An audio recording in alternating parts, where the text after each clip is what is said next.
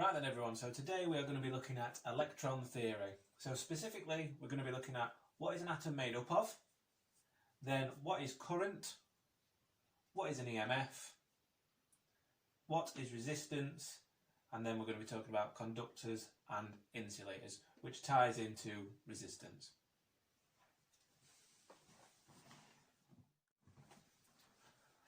Right then, so let's talk about what an atom is made up of. So what we're going to look at now is our copper atom. We're going to look at copper mainly because in our copper wires, obviously we've got copper.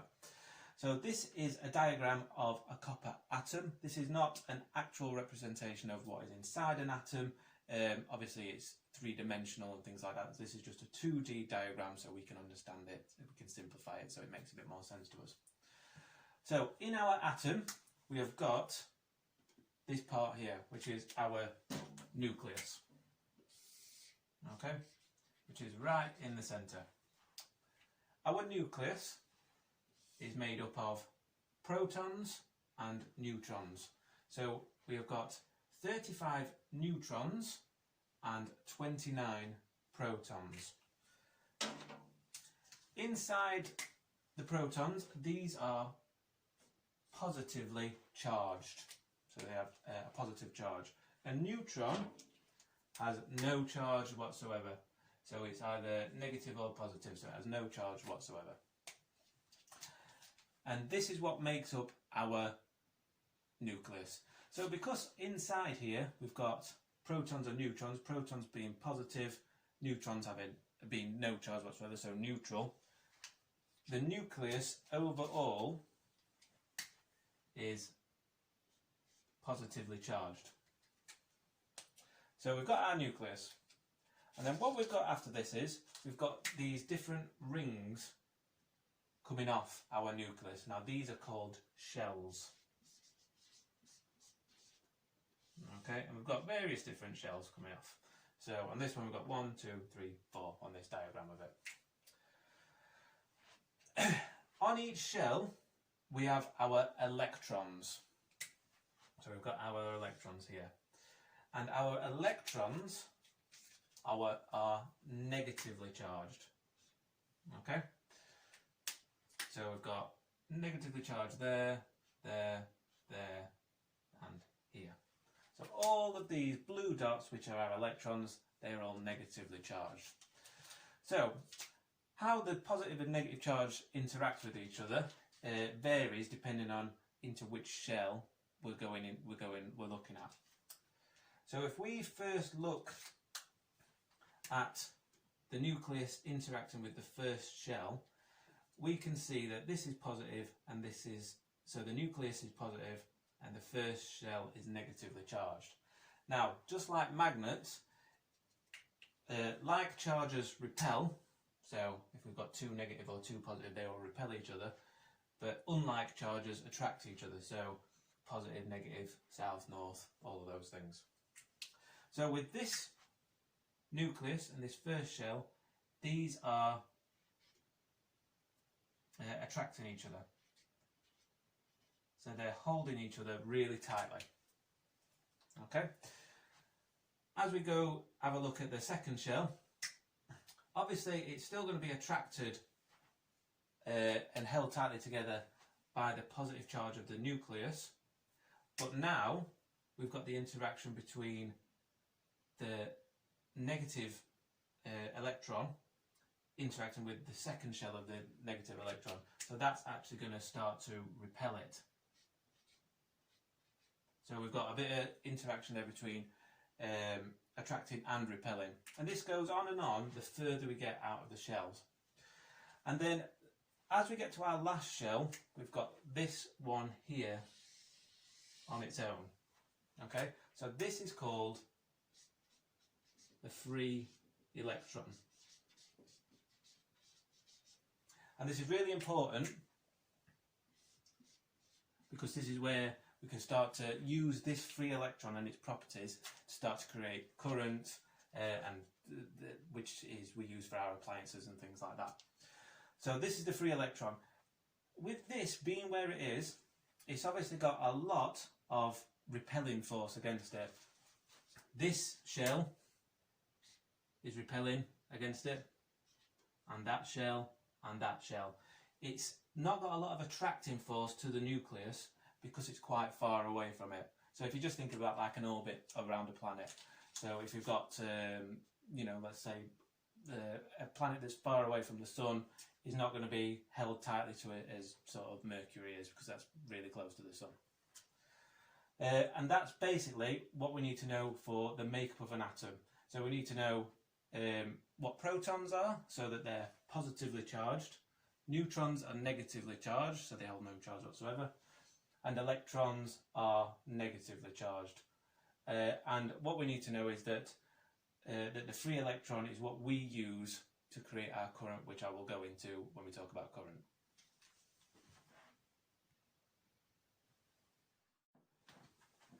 Right then, so the next thing is, what is current?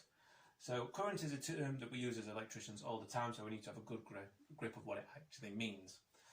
So current is equal to the amount of free electrons that will be moving per second.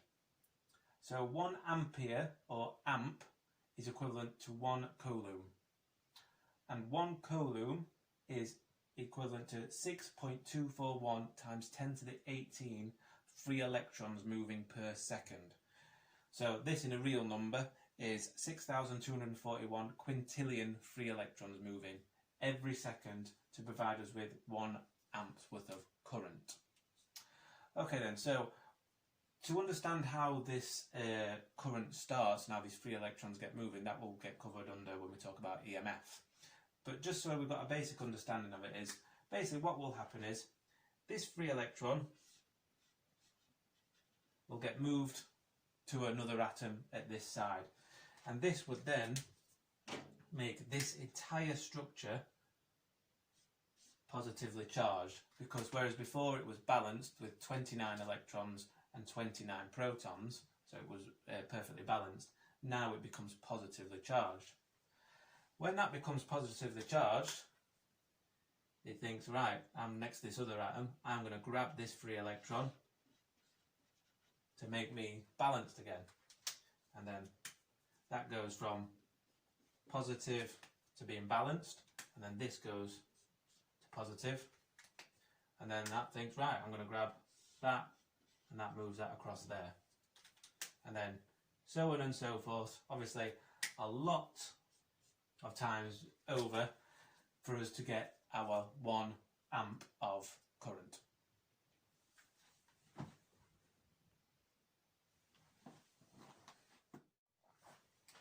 Right then, so now we're going to look at what is EMF. So EMF itself stands for electromotive force. So if we just break that word down, so electro obviously is to do with electricity, motive is motion, and force is a force. So it's an electric moving force, if you think of it like that. So there's 2 ways we can get this EMF into our circuits, so we can start to use it. There's battery, or there's alternating current. So a battery, which is what I'm showing you in this diagram, which is a simple way of explaining it, provides us with a direct current, which is DC, meaning that the current can only flow in one direction. Next we've got our alternating current, which is what pretty much all buildings are supplied with, and that means that the current alternates, it flips back on itself, so it goes from positive to negative 50 times a second, or at least that is true in the UK. In other countries it will be different. So looking at this circuit, and we're going to talk about, you know, how we actually use an EMF to generate current. Like I said, this is our battery DC circuit. So at the bottom here we've got our battery, which has got positive and negative terminals, and what I've drawn very simplistically here is a load of copper atoms with the free electrons on the outer shells. So what's going to happen is then we have got our positive electron, plate of our battery, and because we've got our free electron here, it's going to attract that free electron towards that, because obviously unlike charges attract. This atom, because it's no longer balanced, there is now 28 electrons and 29 protons, will become positively charged itself. That atom then moves across to there because it's drawn across, and then it goes so on and so forth. At the same time this is happening, the negative plate of the battery is going to start repelling those electrons away. Those free electrons away. So then we get all the way around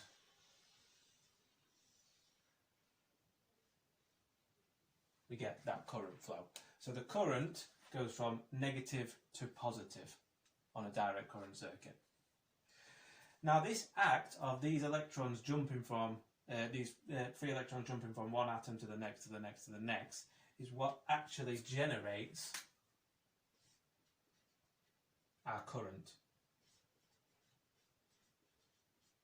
and our electricity. So that act of them jumping across actually generates that current. And obviously, for us to be of any value that we need to use, we need to generate 1 coulomb of those free electrons moving, which is 6.24 times 10 to the 18 free electrons moving per second. Okay, so obviously when these are jumping across, this creates energy, and this energy is measured in joules. So as one free electron is moving to the next atom, we are creating energy which is measured in joules. And EMF is equal to the amount of joules, the amount of energy it takes to move 1 coulomb of free electrons. Okay, and then once we've worked that out, so if we say it's 100 joules to move 1 coulomb, whatever that is, that would be our EMF. And now EMF is measured in volts.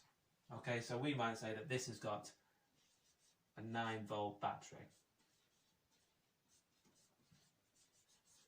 which is our electromotive force for that circuit. Okay.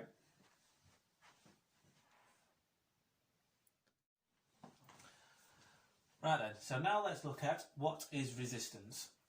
So resistance is the measure of how a substance resists current flow. So any object, any substance, how it resists current flow. So we measure resistance in ohms, and the symbol for it is that Greek symbol there, and that's how we measure ohms. So when we're talking about resistance, in this example I'm going to show you down here, this is just talking about just a length of wire. However, when we're talking about circuits, we talk about the resistance of the cable itself, but there's also going to be resistance through any switchgear, any light switches, sockets, appliances, anything like that. Basically anything where there's a connection or a length of wire, it's going to oppose current flow. So there's a few relationships we need to know between length and cross-sectional area and how that affects its resistance and then it affects current flow. So in this example here, we've got a 1 meter length of copper wire with a cross-sectional area, so that's its internal diameter, of 0.5 millimeters squared, which is how we measure all the internal diameters of cables. With that length and that cross-sectional area, it will give us a resistance of 1 ohm. So in this example though, we're going to change that length to 2 meters. What will happen there then, because we've increased its length, we are then going to increase its resistance. And because we've doubled the length, we just double the resistance. Okay then. So then, if we're sticking with the same length of cable now, but we want to increase this cross-sectional area. So we're going to increase that cross-sectional area from 0.5 of a millimetre squared to 1 millimetre squared. So we've doubled that. And we've kept the length the same. So what's going to happen now is, because that wire is now twice as thick, it halves our resistance. So we're going back down to 1 ohm. So the longer the run of cable, the greater the resistance, the greater the total resistance. However, the greater the cross-sectional area, the lower the resistance. So that's the relationship between how resistance works. So remember, the key thing to remember about resistance is it's how any substance resists current flow. Now, obviously in our wires we use copper. Copper is really good at not resisting current flow, so allowing current to flow very easily. It's not the best substance, however, it's not the best conductor, but we use it because it's more readily available and it's cheaper to manufacture.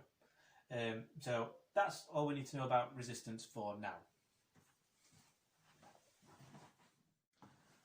Right then, now we're going to look at conductors and insulators. So, as a definition, a conductor allows current to flow easily, whereas an insulator resists current flow. So that's the difference between the two. So if you look at sort of an atomic level, so a conductor, like copper, this is obviously a very crude drawing of a conductor atom, but we'll have quite a few shells, and we'll have this last shell with its own free electron on the outside of it. So that means that that free electron, when an EMF is applied, that free electron could then be moved to the next free electron, to create that circuit that we need. So that means that anything that's got this quite a few shells, and with its last shell having a free electron in, means that it can become a conductor. So there's various different conductors that we can use. Silver, metal, gold, copper, basically any metals will become a conductor. Seawater, damp wood, anything like that really can be our conductor. So an insulator, like I said, that resists current flow. So on an atomic level, we've got fewer shells and there'll be no free electron on the outside of it. So good examples of this would be rubber, and there did used to be old rubber insulated cables, but now it's more plastic and PVC. We've got glass that resists current flow, oil, pure water. So obviously we've got seawater as a conductor and pure water as an insulator.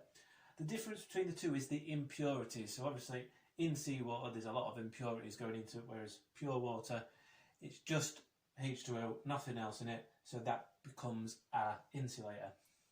And then we've also got air as an insulator. So, as I've said, conductor and insulator. However, it is possible for insulators to conduct electricity. So a very good example of this is air. So this is a phenomenon we've all seen, and we've sort of taken it for granted, but air is an insulator. So when we have electrical wires in the air, as we do with electrical pylons, as they run, from pylon to pylon, there's no insulation around them. They are just bare steel wires. But the air itself acts as an insulator. However, when the voltage becomes huge, it is possible for the insulator that is air to become a conductor. And a great example of this is lightning bolts. So a typical lightning bolt could be around 300 million volts. So when it gets up to that sort of gigantic level of voltage, it is possible that it could break the atomic barriers and become a conductor for that short period of time. But down on the level we need, obviously that sort of voltage is not going to be in a house. We've got our conductors and we've got our insulators. So conductors are basically anything that's a metal, any dirty water, anything like that. And insulators are going to be rubber, glass, oil, pure water, air, things like that. So then, just to recap on some of the basic points of this then. So, going back to the electron theory. So a proton is positively charged, electron is negatively charged. And remember, we've also got those neutrons in the nucleus as well, but that is neutrally charged, no charge positive or negative. The free electron in our outer shell allows that current to flow. So without that loose free electron, it's going to resist current flow, which takes us back to it might be an insulator as opposed to a conductor. Current is 6.3 241 times 10 to the 18 free electrons moving per second, and that amount of electrons moving per second is equivalent to 1 amp. And as I've just mentioned, current is measured in amps, the symbol is A. Voltage, the EMF, electromotive force, creates the movement of free electrons, so without that EMF there would be no current. And current, as those electrons are moving, bouncing from one to the next, that is the energy that we use. Voltage is measured in volts, the symbol for is V. And resistance opposes current flow and is measured in ohms, and it's that Greek symbol there. And that's it for this one. Thanks very much.